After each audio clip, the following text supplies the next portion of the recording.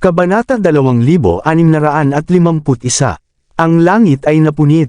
Ang lupa, tubig, hangin, at apoy ay halo-halong may kaguluhan sa espasyo at naalis mula sa madilim na bitek. Ang mga spatial turbulences na ito ay agad na nilamon ang sirang katawan ni John, hanggang sa ang kanyang huling hininga ay ganap na nawala sa kalangitan. Matapos kumpirmahin na sa wakas ay namatay si John, hindi maiwasang umiwas si Severin, at ang kanyang panahunan na katawan ay unti-unting nakaka-relax. Sa ilalim ng kanyang talam ng Loren Divine, si John, ang Supreme Paragon na gumawa lamang ng isang tagumpay, ay nagtapos sa pagdurugo hanggang sa kamatayan. Matapos makitungo kay John, mabilis na kinuha ni Severin ang 2 tableta mula sa singsing at nilamon sila upang maibalik ang kanyang nawalang enerhiya. Kasabay nito, si James, na nakikipaglaban kay Wallet libo-libong milya ang taas sa kalangitan, ay nagulat nang maramdaman niyang nawawala ang paghinga ni John.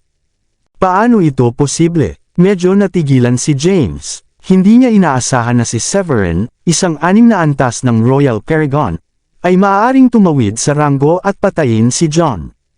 Si John ay isang cultivator ng Supreme Paragon.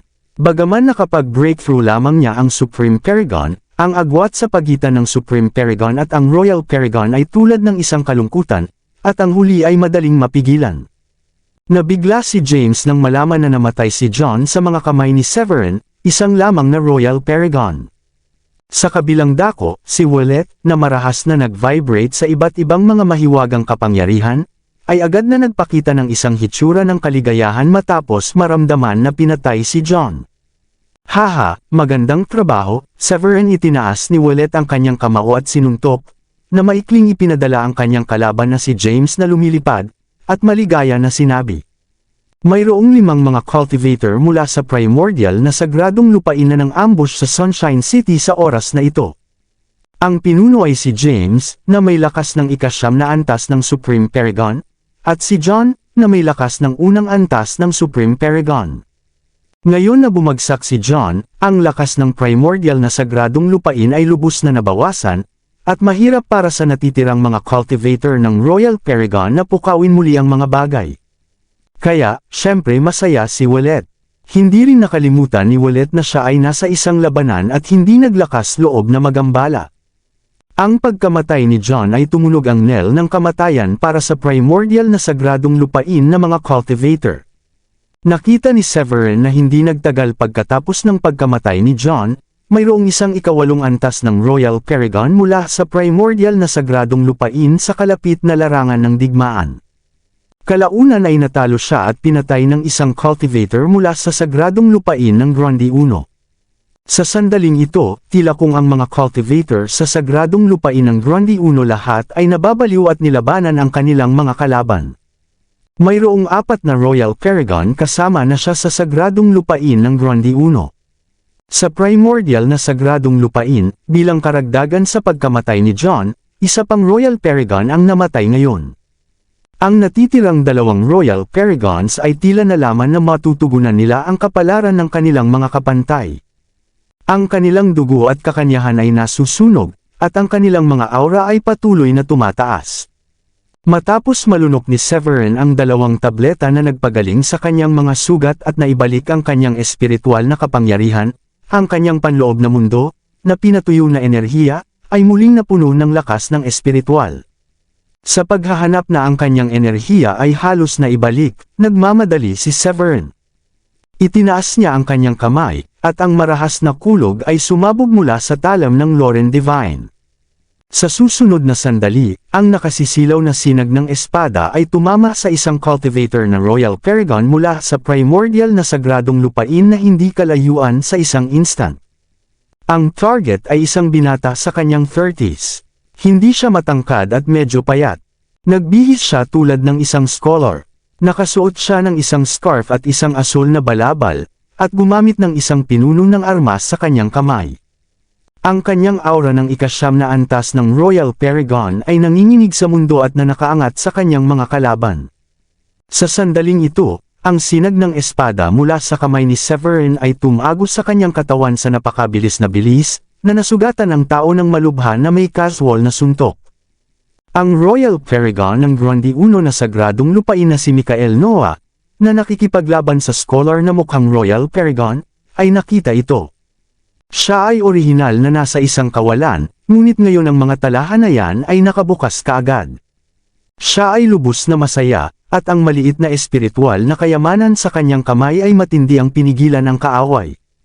Sa tunog ng isang mabibigat na suntok, ang kaaway ay ganap na nabawasan sa abo. Pinahid ni Michael ang malamig na pawis mula sa kanyang noo. Tumalikod siya at sinabi kay Severin, "Salamat, Severin." Kung hindi nasaktan ni Severin ang kanyang kalaban, kailangan pa niyang gumastos ng maraming pagsisikap na patayin ang kanyang kalaban. Si Severin ay kumalas sa kanyang kamay at mahinahon na sinabi, "Walang problema, mula tayo sa parehong sekta." Mabilis na lumingon si Severin at tumungo sa isa pang larangan ng digmaan ng ilang milya ang layo. Sa larangan ng digmaan na ito, ang mga Royal Paragon mula sa sagradong lupain ng Grande Uno at primordial na sagradong lupain ay nakipaglaban ng walang tigil, at ang kapaligiran ay marilag at nakamamatay. Ang pagdating ni Severin ay mabilis na nabawasan ang presyon sa sagradong lupain ng Grande Uno. Pinatay niya ang mga kalaban ng may kadalian. Matapos ang ganap na pag-alis ng hindi karapat-dapat na mga kalaban, lumingon si Severin upang tumingin kina Willett at James sa kalangitan. Sa sandaling ito, ang intensity ng labanan sa pagitan ng dalawa ay unti-unting naabot ang isang lagnat, na may bawat galaw na nakamamatay. Si Willett ay lubos na bihasa sa paglilinang at isang master ng swordsmanship mismo. Siya ay isang malapit na tugma kay James kapag nakikipaglaban sa kanya. Bilang karagdagan, ang pagkamatay ni John ay lubos na nadagdagan ang kanyang kumpiyansa. Sa kabilang banda, si James mula sa primordial na sagradong lupain ay nagsisimulang makaramdam ng pagkabalisa matapos makita ang kanyang mga alagad na nahuhulog ng paisa-isa. Maaari ring talunin ni Severin ang Supreme Paragon na may pagpapala ng metal na nakabaluti na banal na armas. Wala na siyang maraming mga trump card, nabalisa si James. "Kung hindi ako umalis, natatakot ako na mamamatay ako rito," naisip ni James sa kanyang sarili. At ang mahiwagang kapangyarihan sa kanyang kamay ay naging mas malakas. Itinaas niya ang kanyang kamao at sinuntok ito, ang kamao ay kumislap tulad ng ilaw, na tinusok ang puwang sa loob ng 10 mga talampakan, sinisira ang hindi mabilang na kaguluhan ng spatial, ang pagkilos ay matalim, at dumiretso sa mahalagang punto. Nang pangalawang nakatatandang si Willett, na orihinal na sumulong, ay nakita ito, kailangan niyang ipagtanggol. Sinasamantala ang agwat sa pagtatanggol ni Willett, mabilis na nakatakas si James, agad na binuksan ang isang crack sa puwang at nawala ng walang bakas. Sa oras na yumapekto si Willett, nakatakas na si James ng 12 milya ang layo, at malinaw na huli na upang abutan siya. Nakikita ito, dumura si Willett at sinumpa ng mabangis. Mapahamak ito. Anong talo? Alam din ni Willett na napakahirap para sa kanya na patayin ang kalaban bilang isang Supreme Cultivator na Paragon, maliban kung mayroon siyang kakayahang tumawid sa hangganan. Kung hindi man, hindi niya matatalo ang mga Cultivator ng Supreme Paragon, paano pa ang makatakas? Ang Supreme Paragon ay ang tuktok sa Blue Realm at lubos na pamilyar sa mga kakayahan sa espasyo. Madali siyang makagawa ng mga sipi ng puwang na sumasaklaw sa daang-daan o libo-libong milya. Ang kanyang bilis ng pagtakas ay lampas sa paghahambing ng mga ordinaryong Royal Paragons. Dahan-daang bumaba si Willett at bumalik sa panig ni Severin.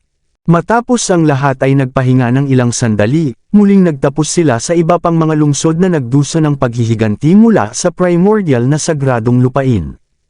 Sa ilalim ng pamumuno ni Second Elder Willett, ang unang nakatatanda, si Reynold at maraming iba pang mga matatanda sa Supreme Paragon, ay mabilis na pinatay ang lahat ng mga cultivator na sumalakay sa sagradong lupain ng Grande Uno. Pagkaraan ng ilang araw, si Severin, na may pagod na mukha, ay bumalik sa sekta. Sa loob ng pangunahing bulwagan ng primordial na sagradong lupain, si Baldwin ay nakaupo sa upuan ng Grand Master. Nakikinig siya sa ulat mula sa isang alagad, ang kanyang mukha ay sobrang mapotla. "Sect Master, natalo kami sa Sunshine City. Namatay si Elder John sa labanan, malubhang nasugatan si Elder Halbert, malubhang nasugatan si Elder James.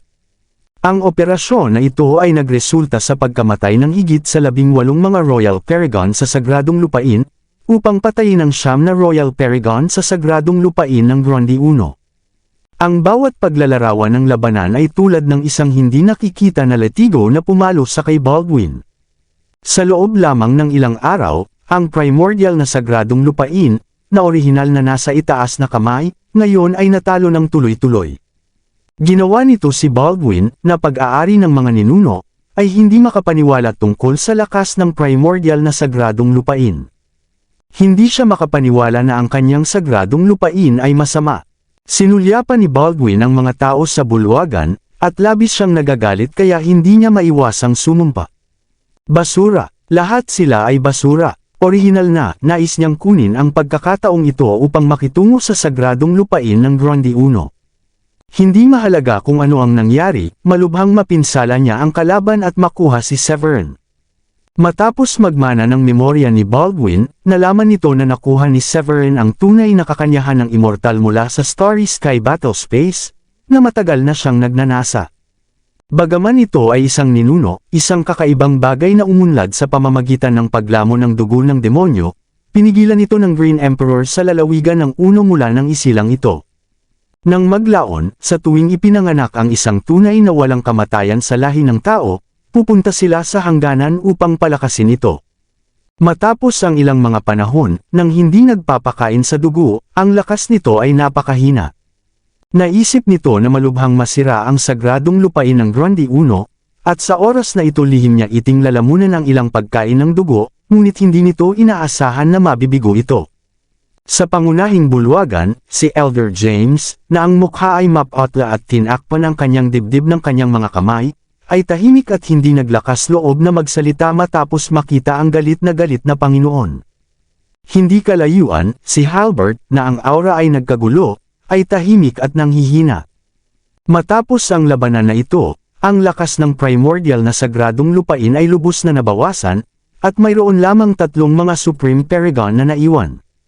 Hindi nila kayang ilunsad ang isang pag-atake sa Sagradong Lupain ng Gronde 1. Nalaman ito ni Baldwin. Huminga siya ng malalim at sinabi ng malamig, "Okay, maaari kayong umatras muna." Matapos umalis ang lahat sa bulwagan, tumayo si Baldwin at tinanggal ang portal. Dumating siya sa sekta ayon sa kanyang memorya at nakita si Daryl na nagpapahinga upang pagalingin ang kanyang mga pinsala. Nang mapagtanto ang pagdating ni Baldwin, tinapos ni Daryl ang kanyang pagsasanay. Sumimangot siya at sinabing, "Masyado kang nababahala. Ang nangungunang prioridad ay ang unti-unting makiisa sa lupain ng masasamang practitioner, na may puot sa Sagradong Lupain ng Gronde 1. Bagaman hindi iniisip ni Daryl na nilamon ni Ans Torres si Baldwin, medyo nagagalit pa rin siya sa hindi paglalagay ng lakas ng Sagradong Lupain upang magamit. Bagaman maaari niyang ipagpalit ang buong Sagradong Lupain kasama ang mga ninuno upang maging walang kamatayan, pagkatapos ng lahat, siya rin ang elder ng primordial na Sagradong Lupain ngayon. Naririnig ang mga reklamo ni Daryl, si Baldwin ay sumigaw. "Okay, pupunta ako ngayon upang makipag-ugnay sa iyo upang makipag-ugnayan sa lupain ng masasamang practitioner. Mayroon akong mga kasanayan ng dating tunay na demonyong celestial. Ang kailangan ko lang gawin ay ang kumain ng dugo at maaari kong dagdagan ang enerhiya, at hindi ko akalain na makaligtaan na nila ito." Noon ang mga mabangis na hayop ay naglibot sa Blue Realm sa mga sinaunang panahon, ang mga tao ay nag-aanak lamang para sa kanilang mga pananghalian. Kung ang isang Green Emperor ay hindi lumitaw sa lahi ng tao, marahil ang Blue Realm ay pinangungunahan pa rin ng mabangis na angkan ng hayop. Nang maglaon, ang tunay na mga immortal ay nakipaglaban, at ang Green Emperor ay naging isang walang kamatayan, at tumaas ang lahi ng tao. Ang mabangis na mga hayop ay hinihimok upang mabuhay sa nakakalaso na miasma ng Aloe Province. Kung hindi niya sinasadyang nakuha ang dugo ng Celestial Demon, nakuha ang mana ng dating demonyong extraterrestrial, at umusbong sa katawan ng Diyos na ninuno, natatakot siya na ang masiglang mga hayop ay mawawala sa mahabang ilog ng kasaysayan. Nang marinig ito ni Daryl, tumanggo siya at sinabi na may isang pahiwatig ng banta, pinakamabuti sa ganitong paraan. "Hanggat tinutulungan mo akong maging walang kamatayan, lalamon ka ng maraming dugo hanggat gusto mo. Gayunpaman, ang saligan ay kailangan mong maging masunurin at huwag kumilos. Si Severin, na nakipaglaban lamang sa mga kaaway sa tabi ng pangalawang nakatatandang si Wallet, ang unang nakatatandang si Reynold at iba pa, ay bumalik sa sekta na may pagod na mukha. Ang labanan na ito ay tumagal ng ilang araw at tinakpan ang libo-libong milya bago na-save ang base ng sagradong lupain. Kaagad pagkatapos na bumalik sa sekta, pumunta si Severin sa tore ng Green Empire upang maghanda para sa paglilinang. Ang biglaang pag-atake sa primordial na sagradong lupain para sa paghihiganti ay naging pakiramdam ni Severin na pagkadali at pagkabalisa sa kanyang katawan. Nais niyang mapabuti ang kanyang lakas ng mabilis upang makaligtas siya sa susunod na sakuna. Mag-breakthrough muna sa ikapitong antas ng Royal Paragon. Si Severin, na nakaupo ng cross-legged sa ikasyam na palapag ng tore ng Green Empire, ay huminga ng malalim at mabilis na inayos ang kanyang kaisipan. Kaagad pagkatapos, kinuha niya ang ikawalong grade ng Destiny Peel na hindi pa niya natapos mula sa storage ring. Ang tableta ay dumula sa kanyang lalamunan, at agad na naging purong nakapagpapagaling na lakas na dumaan sa kanyang mga paa at buto. Ang surge ng espiritual na enerhiya ay ibinuhos sa panloob na mundo tulad ng isang pag-agos, na nagiging sanhi ng orihinal na nag-iisa na panloob na mundo na unti-unting magsimulang umunlad sa kulog, puting ulap, bulaklak, halaman at puno. Mahigpit na ipinikit ni Severin ang kanyang mga mata, habang ang mga pagsasanay sa kanyang katawan ay kumalat sa paligid ng kalangitan, ang aura sa kanyang katawan ay naging mas malakas. Hindi mabilang na mga prinsipyo ng batas na lumabas at nabuo ng isang canopy sa itaas ng kanyang ulo. Kasabay nito, ang kanyang panloob na mundo ay nagsimulang lumawak patungo sa espasyo at magulong puwang sa paligid niya. Di nagtagal, ito ay ganap na nakalusot sa teritoryo ng 20,000 milya, halos hindi maabot ang kalahati ng katimugang kalangitan. Habang lumalawak ang teritoryo ng panloob na mundo, higit pa at higit pang mga prinsipyo ng batas ang ipinanganak. Sa ilalim ng tingin ng banal na pandama ni Severin, natuklasan niya na bilang karagdagan sa mga batas ng swordsmanship, ang mga batas ng 5 elemento, ang mga batas ng kulog, at iba pa, mayroon na ngayong mga batas ng paglikha, buhay at kamatayan, yin at yang, itim at puti, at pagkawasak. Bagaman ang mga batas na ito ay ipinanganak lamang, sila ay mahina at hindi kasing lakas ng mahiwagang kapangyarihan ng lotus na espiritual na apoy na nilinang ni Severin. Gayunpaman, napasaya pa rin nito si Severin. Ang panloob na mundo ay higit sa lahat tungkol sa pagpapalawak ng teritoryo at ebolusyon ng mga batas. Ang landas na kinuha niya ay hindi ang ordinaryong katotohanan ng martial arts, ngunit ang landas ng langit at lupa, ang landas ng kawalang kamatayan. Lamang kapag niya ang 3,000 mga batas at prinsipyo at ganap na nagbago sa panloob na mundo, maaari ba siyang maging isang tunay na walang kamatayan? Para sa unang mundo ng panloob na mundo na umusbong sa isang 3,000 milya, kailangan itong magbago ng sariling mga patakaran at kumpletuhin ang mga prinsipyo ng batas. Pinigilan ni Severin ang kagalakan sa kanyang puso, at walang tigil siyang nagsagawa. Ang oras ay lumilipas. Ang rate ng daloy ng pagdaloy ng Green Empire ay 20 beses ng mas mabilis. Di nagtagal, higit sa kalahati ng isang taon ang lumipas ng mabilis. Sa sandaling ito, si Severin ay nakaupo sa cross-legged sa pagmumuni-muni.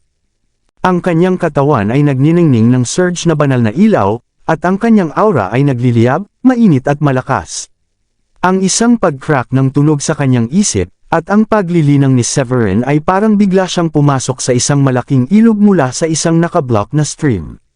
Ang aura sa kanyang katawan ay mabilis na tumaas, at siya ay nag-breakthrough hanggang sa ikapitong antas ng Royal Paragon sa isang instant. Maraming salamat sa lahat ng sumusubaybay. Please subscribe and follow my YouTube and Facebook channel, Filipino Novel. Maraming salamat po. Kabanata 2655. Nakapag-breakthrough na ako. Nadama ni Severin ang aura na tumataas sa kanyang katawan at sa wakas ay naabot ang ikapitong antas ng Royal Paragon. Masayang masaya siya. Siya ay nasa pag-iisa sa tore ng Green Empire sa loob ng kalahating taon, na malapit sa 10 araw sa labas ng mundo.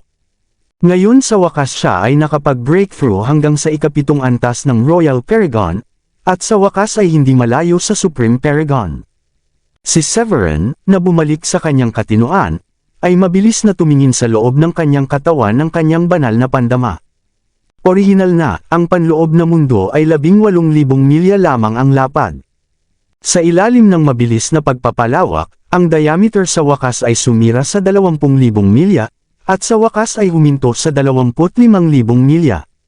Salamat sa pambihirang tagumpay na ito, ang ebolusyon ng mga batas ng langit at lupa sa panloob na mundo ay naging perpekto. Sa walang buwan na kalangitan, hindi mabilang na mga bituin ang lumiwanag na may nakasisilaw na ilaw, at ang marilag na kapangyarihan ng mga bituin ay nahulog sa mundo, na nagpapalusog sa lahat ng nilalang. Kumpara sa kung kailan unang binuksan ni Severin ang panloob na mundo, hindi lamang lumawak ang teritoryo nito, ngunit mas malakas ang kapangyarihan ng mga batas nito. Ang enerhiya ng heptagold ay nakatago sa lupa, na bumubuo ng mga ordinaryong deposito ng mineral tulad ng ginto, pilak, tanso at bakal. Natuklasan din ni Severin na ang mga unang ipinanganak na mga deposito ng mineral ay nagbago sa walang kamatayang banal na bakal, na nasaktan ng pagka-espiritualidad. Ang wildfire ay nahulog sa lupa, nasusunog ang mga bato sa mainit na magma, at kalaunan ay nabuo ang isang aktibong bulkan. Ang enerhiya ng Clearwater ay pinagsama sa mga ilog at kalaunan ay nakipagtagpo sa karagatan, na nagdulot ng tubig na unti-unting naging espiritual. Ang pagsilang ng 12 ng mga batas ay unti-unting naging perpekto ang panloob na mundo at nagbigay ng buhay dito. Si Severin, na katulad ng tagalikha ng panloob na mundo, ay tumingin sa buong panloob na mundo sa kanyang banal na pandama, at ang kanyang mukha na puno ng kagalakan.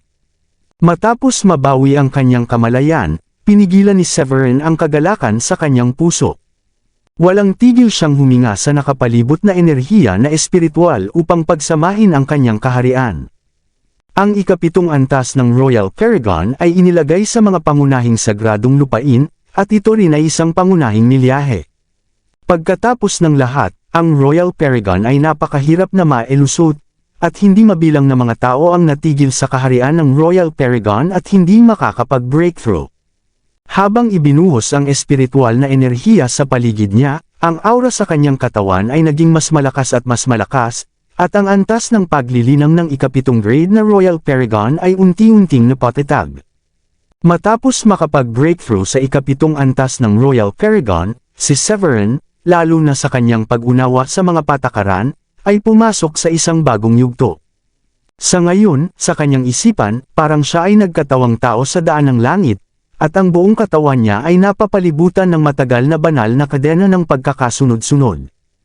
Alam ni Severin na ito ang epekto ng totoong walang kamatayang kakanyahan sa katawan. Kaugnay nito, siya ay tulad ng isang normal na malapit ng mamatay ng uhaw, na sakam na sumisipsip ng kapangyarihan ng mga batas sa mga banal na kadena ng kaayusan. Lupa, tubig, hangin at apoy, 5 elemento ng kakanyahan, yin at yang, buhay at kamatayan. Ang bawat banal na kadena ng pagkakasunod-sunod na pinalabas ng lakas ng surge, at bumangon sila at nahulog sa isip ni Severin. Si Severin ay tulad ng isang lumang cultivator na nagpasok ng pagmumuni-muni, at likas na sumisipsip at nauunawaan ang kapangyarihan ng langit at lupa. Sa paglipas ng oras, ang mga malalaking bitik ay lumitaw sa espasyo sa paligid ng katawan ni Severin, at isang itim na linya ang dahan-daang lumitaw. Si Severin, na nasa proseso ng pag-unawa, ay natigilan nang makita niya ito. Naputol ba ang puwang? Karaniwan, kapag naabot mo ang kaharian ng Royal Paragon, maaari mong matakpan ang nakapalibot na puwang kasama ang iyong makapangyarihang katotohanan ng martial arts. Gayunpaman, hindi posible na gawin ito sa pamamagitan ng pag-asa sa katotohanan ng martial arts lamang. Kinakailangan nito ng hindi bababa sa 9 na antas ng paglilinang ng Supreme Paragon at isang malalim na pag-unawa sa mga batas ng langit at lupa. Sa makatuwid, nang malaman ni Severin na naintindihan niya ang batas, medyo nagulat siya na naputol ang nakapaligid na puwang. Ang mga cultivator ng Royal Paragon ay hindi mahusay sa pag-unawa sa special na enerhiya bilang Supreme Paragon, ngunit nagawa nilang putulin ang puwang. Bigla itong ginawang labis na nasa sabik si Severin. Kung ang puwang ay maaaring maputol sa mga mahiwagang kapangyarihan, walang sinuman sa loob ng parehong kaharian ang huminto sa kanya. Ang misteryo ng espasyo ay napakalalim na kahit isang ordinaryong Supreme Paragon ay hindi maiintindihan ito ng lubusan sa kanyang buhay. Bukod dito, sa mga batas ng 3,000 malakas na mga prinsipyo, ang puwang at oras ay magkasama. Bagaman walang malakas o mahina na pagkakaiba sa pagitan ng 3,000 malakas na mga prinsipyo, mahirap na maunawaan ng mga ordinaryong tao ang mga batas ng kalawakan bilang mapaghamon at bilang ang pagiging walang kamatayan. Natuwa si Severin ngayon na ang batas ng kalawakan ay ipinahayag sa harap ni Severin. Sa ilalim ng pagpapala ng puwang ng tore ng Green Empire, si Severin ay nakatuon sa lugar kung saan pinutol ang puwang. Ang natitirang tunay na kakanyahan ng Immortal sa kanyang katawan ay sumabog na may walang uliran na kapangyarihan ng sabay. Naramdaman ni Severin na parang siya ay isang tunay na walang kamatayan sa gitna ng kaguluhan, na may iba't ibang mga batas na nagpapakita sa harap ng kanyang mga mata. Sa paglipas ng ilang buwan, ang puwang sa paligid ng katawan ni Severin ay patuloy na nanginginig. Ang kanyang kamalayan ay tulad ng isang malaking hindi nakikita na kamay, na patuloy sa pag-aalis at pagtulak ng puwang, na sumisipsip ng misteryo ng espasyo. Ngayon, si Severin ay nakabalot sa hindi mabilang na mga banal na kadena ng pagkakasunod-sunod. Dahan-daang binuksan niya ang kanyang mga mata, at isang flash ng ilaw ang kuminang sa kanyang madilim na mga balintataw. Nakikita ko, sa sandaling natapos niya ang pagsasalita, itinaas niya ang kanyang kamay at gaanong inayos ang puwang sa harap niya, lamang upang makita na ang puwang sa harap niya ay madaling mabuksan. Ang sirang puwang ay tila pinigilan ng kapangyarihan ng mga patakaran, na patuloy na napunit sa nakapalibot, na bumubuo ng mga sugat na mahirap pagalingin. Natuwa si Severin nang makita ito. Patuloy niyang naiintindihan at sa wakas ay naging pamilyar sa mga batas ng kalawakan. Ngayon, maaari niyang putulin ang puwang sa kagustuhan. Nakakakita ng mabilis na pagkalat ng slit sa espasyo, kumalas si Severin sa kanyang kamay at agad na na-flatten ang nakapalibot na puwang. Sa pamamagitan ng mahiwagang kapangyarihang ito, maaari kong pilitin ang kaaway na walang puwang sa hinaharap na mga away. Pinakamahalaga, pagkatapos ng pagkontrol sa mga batas ng espasyo, malinaw na maramdaman ni Severin na agad siyang makasama sa espasyo at mawala sa kagustuhan. Ang kakayahang ito ay higit na mataas kaysa sa anumang mga pamamaraan ng pagtakas. Ito ang pinakamahusay na paraan upang makatakas. Sa pag-iisip nito, nakaposisyon si Severin sa kanyang mga saloobin, at nawala ang kanyang figure sa isang instant. Sa susunod na sandali, lumitaw siya ng diretsyo sa unang bundok. Ang puwang ay nagbago, at lumitaw si Severin sa Great Hall ng unang bundok. Matapos makarating sa Great Hall, nakita ni Severin ang pinuno ng sekta na si Amethyst. Agad niyang sinabi, Saint Amethyst, dahil lamang sa paghihiganti ng primordial na sagradong lupain ilang araw na ang nakalilipas, ang sekta ni Amethyst ay nakaranas ng matinding pinsala at labis na abala. Narinig niya ang isang tumatawag sa kanya at tumingin kaagad. Noon lamang napansin niya na lumitaw si Severin sa tabi niya. Severin, kailan ka dumating? Nagulat si Amethyst. Siya ang ika-9 na antas ng Supreme Paragon, at ang kanyang banal na pandama ay napakalakas na maaari niyang maramdaman ang anumang kaguluhan sa loob ng ilang milya. Gayunpaman, hindi siya napansin kung kailan nakarating dito si Severin. Natatawa si Severin na makita si Amethyst sa pagkabigla. Sinabi niya, dumating lang ako at sinubukan ko ang aking bagong mahiwagang kapangyarihan. Matapos marinig ito, napansin ni Amethyst na si Severin ay nakatayo sa harap niya, ngunit hindi niya maramdaman ang alinman sa kanyang paghinga. Nang makita ito ni Amethyst, tumalon siya mula sa kanyang upuan at nagmamadali sa kay Severin ng mabilis. Ang kanyang banal na pandama ay patuloy na nag-scan kay Severin. Pagkatapos, nanlaki ang mga mata ni Amethyst, at nagsalita siya ng pagkabigla sa kanyang mukha. Severin, bakit hindi ko maramdaman ang iyong hininga kahit na nakatayo ka sa harap ko? Sa pamamagitan ng tama, kahit gaano kalakas ang Royal Paragon Cultivator, imposible para sa kanya na hindi matukoy ng banal na pandama ng Supreme Paragon. Pagkatapos ng lahat, naiiba sila sa pagraranggo. Nabigla si Amethyst na masaksihan si Severin na ginagawa ito ngayon. Ang mga maaaring makatakas sa kanyang banal na pandama ay dapat na maging mas malakas kaysa sa kanya at makamit ang semi-immortal na antas, o nagkaroon ng kontrol sa mga patakaran ng espasyo.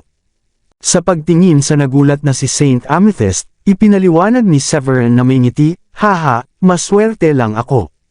Sa pagkakataong ito ay matagumpay kong pinagkadalubhasaan ang mga panuntunan ng special na enerhiya ng malusot ko hanggang sa ikapitong antas ng Royal Paragon.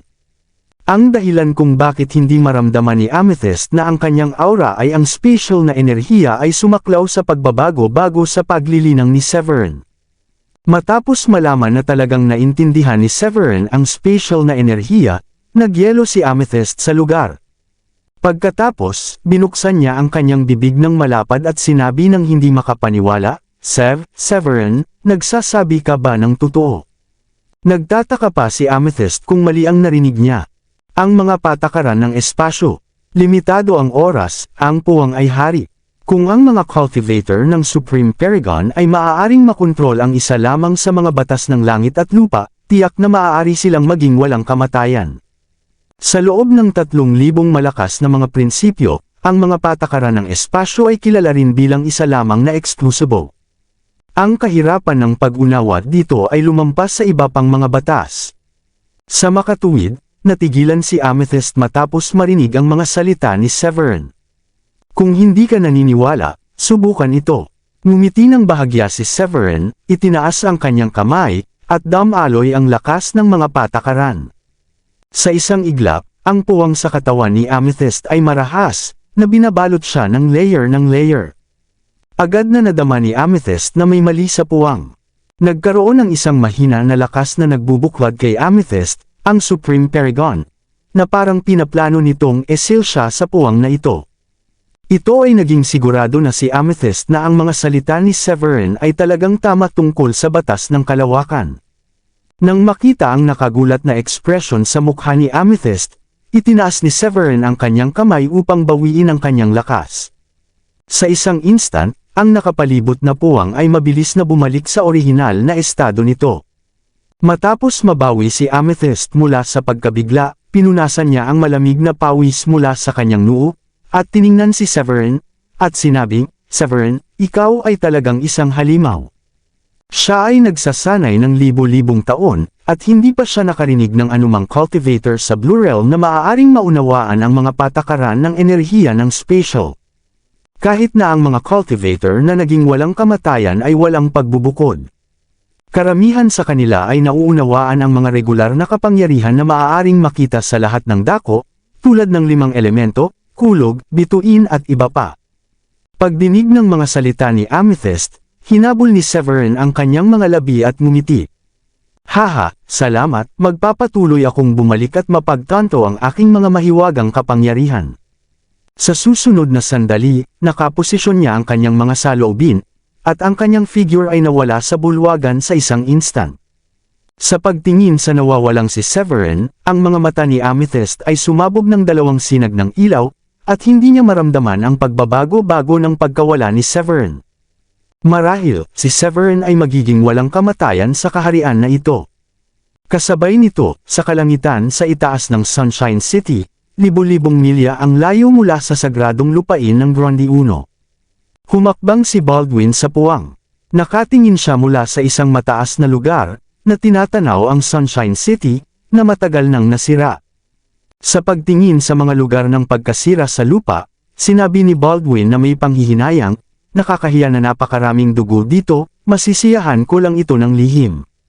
Sa sandaling natapos niya ang pagsasalita, itinaas niya ang kanyang kamay, at isang walang katapusang aura ng itim na ambon ay agad na sumabog mula sa kanyang katawan. Ang itim na enerhiya na ito ay tila may espiritual na katalinuhan. Sa sandaling lumipad ito mula sa kanyang katawan, agad itong lumusot sa buong lungsod ng sikat ng araw. Sa susunod na sandali, hindi mabilang na mga pulang ilaw ang nakita na umuusbong mula sa wasak na lungsod. Ang pulang ilaw ay napuno ng baho ng dugo. Di nagtagal, ang pulang ilaw ay hinihigop ng itim na ambon sa katawan ni Baldwin. Makalipas ang ilang sandali, hanggang sa walang bakas ng dugo ang maaaring madama sa buong mga lugar ng pagkasira, tumawa si Baldwin. Tinapik niya ang kanyang tiyan at sinabing, hindi masama. Napakapurong kakanyahan at kapangyarihan ng dugo, ngunit sa kasamaang palad ay tumagal ito ng masyadong mahaba. Ngayon na ang dugo ay nilamon, oras na upang pumunta sa sekta ng evil sa season at Las Bonerkat. Noong nakaraan, napagtanto ng dalawang ninuno ng sekta ng evil ang mga patakaran ng celestial demon matapos nilang maramdaman ang katawan ng ninuno sa gate ng kaharian. Inaasahan ko lamang na ang sekta ng demonyo ay kumilos sa kanilang sarili, at hindi ako bibiguin. Dinilaan ni Baldwin ang sulok ng kanyang bibig, at agad siyang napunit sa puwang at nawala. Dahil ang primordial na sagradong lupain ay kinontra ng sagradong lupain ng Grundy 1 ilang araw na ang nakalilipas, tinipon ni Baldwin ang mga alagad ng sekta. Ito ay hindi masyadong matalino upang magsimula ng isang digmaan sa sagradong lupain ng Grundy 1 ngayon, kahit na sa pananaw nito, ang lahat ng mga tao lamang ay ang biktima, at hindi ito magiging masama kahit gaano karaming mga tao ang namatay. Gayunpaman, pagkatapos ng lahat, ngayon ay nakikipagtulungan kay Daryl, kaya mayroon itong ilang reserbasyon. Matapos ubusin ang lahat ng mga inosenteng kaluluwa na namatay sa iba't ibang mga lungsod at ang natitirang dugo sa mga nakaraang araw, binalak ni Baldwin na pumunta sa sekta ng demonyo para sa isang pagbisita. Ang kasalukuyang katawan nito ay isang pisikal na anyo lamang, at ang pangunahing katawan nito ay nasa lupain pa rin ng mga ninuno sa loob ng gate ng lupain. Kung nais nitong masira ang gate ng lupain at pasukin ang iba pang mga lugar sa Blue Realm, dapat itong pakainin ng sapat na dugo. Lalo na ang kakanyahan ng kultura at enerhiya ng dugo ay magbibigay daan sa kanya upang umalis sa gate ng lupain. Kinuha lamang nito si Baldwin kalahati ng isang araw upang maabot ang season at Las Bonerkat. Ang dalawang lalawigan ay konektado ng magkasama upang makabuo ng isang kontinente. Matapos makarating sa season, mabilis na kumalat ang kamalayan ni Baldwin, at ang isang kakilakilabot at marilag na aura ay sumaklaw sa buong kontinente. Di nagtagal, tinukoy niya ang lokasyon ng evil tribe sa season. Itinaas ni Baldwin ang kanyang kamay upang mapunit ito, hatiin ang puwang at pumasok. Di nagtagal, nang maglakad siya palabas ng puwang, isang bundok na natatakpan ng mga puting buto at nagpapalabas ng walang hanggang na itim na enerhiya ang lumitaw sa kanyang paningin. Sa bundok na ito, may mga walang katapusang multo na naghihintay, na parang naglalakad sa isang walang katapusang impyerno. Nang makita ito, nagpakita si Baldwin ng isang hitsura ng paghamak sa kanyang mga mata, ito ay masyadong magaspang. Nakakalungkot na maraming mga sanaysay ng dugo at ang kapangyarihan ng mga nagkamali na kaluluwa. Habang si Baldwin ay sinusukat ang masamang tribo sa malalim sa mga bundok, ang kasalukuyang semi-immortal na matandang demonyo na Green Mage sa masamang tribo ay agad na nadama na mayroong isang malakas na tao mula sa labas ng mundo na nakatingin sa kanya. Agad niyang tinapik ang puwang at naglakad palabas ng bundok. Sa sandaling nakita niya si Baldwin, ang mukha ng Green Mage ay nagbago ng bahagya at sinabing, "Hindi ka si Baldwin, tama ba?" Nang makita na si Green ay maaaring makita sa pamamagitan niya, ngumiti si Baldwin at sinabing, "Oo, sa kalahating unang antas, halos hindi ko maiiwasan ang iyong tingin." Sa sandaling natapos na niya ang pagsasalita, ang 5 daliri ni Baldwin ay agad na naging mga claws. Agad na nagbago ang kanyang engkanto na aura, at agad siyang bumalik sa isang figure na puno ng walang hanggan na madilim na enerhiya. Nakikita ito, marahas na umuurong ang mga balintataw ni Green Mage, at sinabi niya sa pagkabigla, "Ikaw ba si Anstora?" Sa pagkakaalam niya, ang mga ninuno ay nabilanggo sa pinigilan na lugar ng lupang ninuno, at ang lahat ng mga makapangyarihang immortal sa nakaraan ay magpapalakas at magbubuklod ng gate ng lupain, kaya talagang imposible para sa mga ninuno na makatakas. Ngumisi si Baldwin at sinabing, "May kahulugan ka. Napunta ako sa iyo ngayon dahil may tatalakayin ako sa iyo." Alam ni Green Mage na kapag ang mga ninuno ay nasa labas at ang tungkol sa buong Blue Realm ay tiyak na magdurusa ng isang malaking sakuna. Gayunpaman, para sa sekta ng demonyo, ito rin ay isang mahusay na pagkakataon upang tumaas. Hindi siya tumanggi at magalang na inanyayahan si Baldwin. Matapos pumasok sa masamang tribo, ipinaliwanag ni Baldwin ang kanyang hangarin. "Mayroon akong mga pananaw mula sa kakanyahan at dugo ng isang tiyak na demonyo sa nakaraan, pati na rin ang pamamaraan ng pagpapagana ng totoong katawan ng celestial na demonyo. Nang marinig ito ng Green Mage, biglang sumilaw ang kanyang mga mata at sinabi niya, seryoso. Kung ito ay Evil Tribe o Yellow Evil Tribe, ang mga tagapagtatag ng sekta ng demonyo sa Season at Last Bonerkat ay natutunan ang kapangyarihan mula sa dugo ng demonyo, at sa gayon itinatag ang sekta na walang kamali-mali. Bukod dito, ang pinakamataas na paliwanag sa dalawang sagradong lupain ay ang mga patakaran ng Celestial Demon.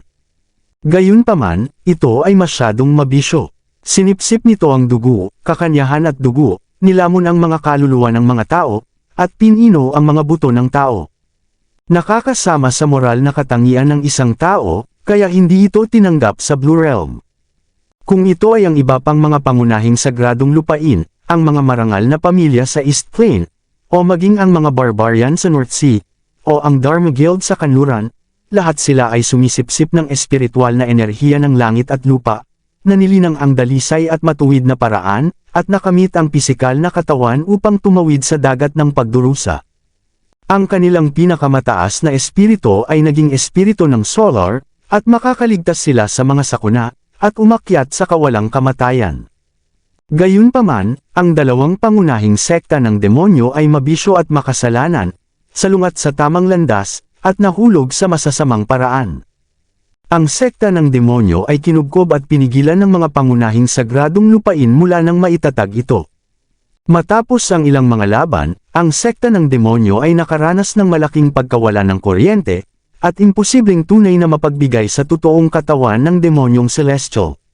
Nagresulta din ito sa katotohanan na maliban sa mga orihinal na ninuno na nag-overcame sa langit na pagdurusa, wala sa mga ninuno ng sekta ng demonyo sa mga kasunod na henerasyon na maaaring maging mga demonyo at umakyat. Kung hindi para sa katotohanan na ang mga kasanayan sa mahika ng sekta ng demonyo ay madaling malaman at ang isa ay maaaring magsanay ng napakabilis sa pamamagitan ng pag-asa sa iba't ibang mga bisyo, ang sekta ay maaaring mapawi ng matagal.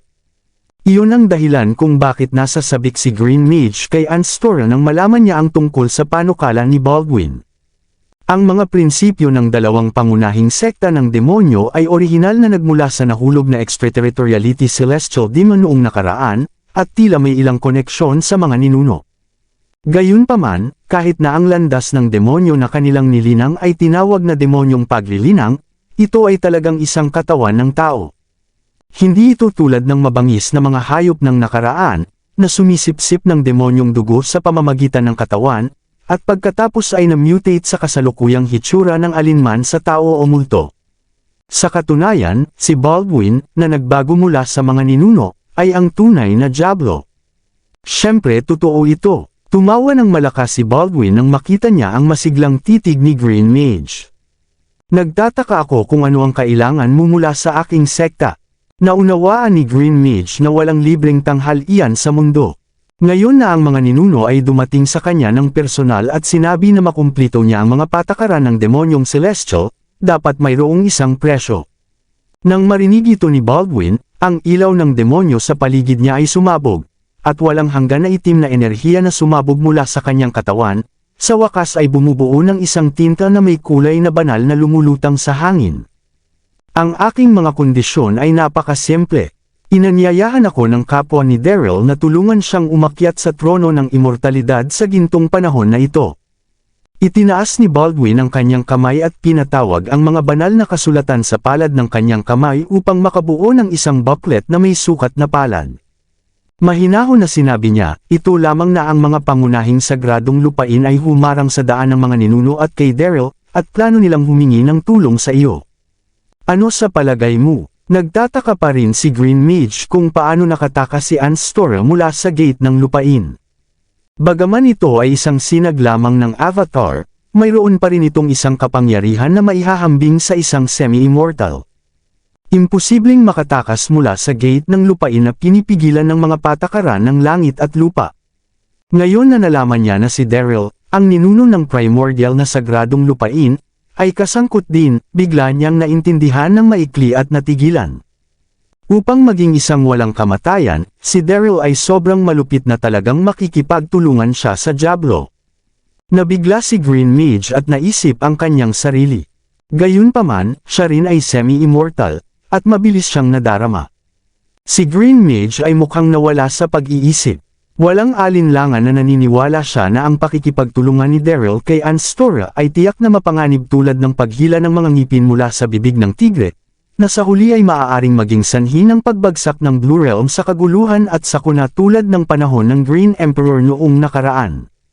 Kapag si Anstora ay humakbang sa gate ng lupain, marahil ay walang semi-immortal sa buong Blue Realm na maaaring makipagkumpetensya dito.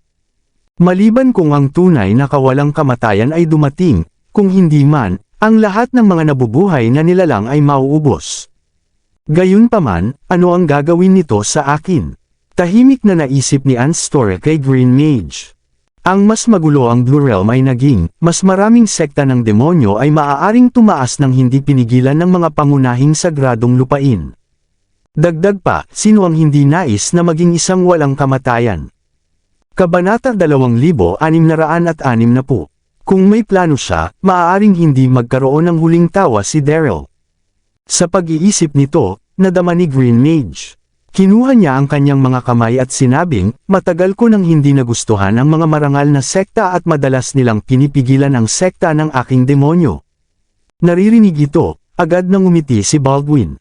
Nang hindi nagsasabi ng isang salita, mabilis niyang ibinigay ang booklet na may kulay na tinte sa kanyang kamay sa kay Green Mage, at sa parehong oras ay sinabi sa kanya ang kanyang karanasan sa pag-unawa sa kakanyahan at dugo ng extraterritoriality celestial demon.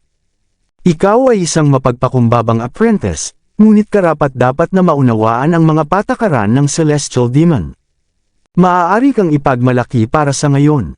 Matapos isagawa ang aking pamamaraan, maaga o huli ay magiging papet ka ni Anstora. Si Baldwin ay sumigaw sa kanyang puso, tumanggaw ni Green Mage nang hindi binabago ang kanyang ekspresyon, at pagkatapos ay pinunit ang puwang at iniwan ang masasamang tribo. Pagkaraan ng ilang araw, bumalik si Baldwin sa primordial na sagradong lupain sa mataas na espiritu. Sa paglalakbay na ito, nagkakaisa siya sa masamang tribo, ang tribo ng Yellow Ghost at ang Dragonoid. Sa ilalim ng kanyang tukso, ang masamang tribo ng Season at Las Bonercut ay sumang-ayon ng walang pag-aalangan. Sa kabilang banda, ang rehiyon ng Thunder Peak ay nangangailangan ng higit na nakakumbinsi mula kay Baldwin, sa kabutihang palad, sa wakas ay nabuo nila ang isang alyansa. Si Baldwin ay lumitaw sa Season at Las Bonercut sa loob ng maraming araw, na natural na nakakaakit ng atensyon ng Midland na sagradong lupain, lalo na ang sagradong lupain ng Grundy 1. Sa unang bundok kung saan matatagpuan ang sekta, ang kataas-taasang si Amethyst, na lumabas lamang sa pag-iisa, ay sumimangot ng bahagya at mukhang hindi nasisiyahan nang marinig niya ang balita tungkol sa mga alagad na nagtatago sa Season at Las Bonercut. Tila na ang sekta ng demonyo ay nagpaplano din na makisali. Hindi, ang sagradong lupain ng Grundy 1 ay dapat ding makahanap ng ilang mga katulong. Sa pag-iisip nito, agad na tinawag ni Amethyst ang 5 matatanda, maraming mga alagad, at sa wakas ay si Severin. Di nagtagal, sa puwang ng Green Emperor, si Severin, na nauunawaan ang mga batas ng enerhiya ng spatial, ay tumanggap ng balita, at mabilis na natapos ang kanyang paglilinang at umurong. Pinuwesto ni Severin ang kanyang mga saloobin, at lumitaw sa pangunahing bulwagan ng sekta. Sa pangunahing bulwagan sa oras na ito, ang 5 matatanda at lahat ng mga tunay na alagad ay nakarating na. Si Amethyst, na nakaupo sa tuktok, ay nakita ang lahat na nagtipon. Sinabi niya na sabik, ang primordial ay tinutukoy na sirain ang ating sagradong lupain, at ngayon ay mas kasangkot ito sa sekta ng demonyo.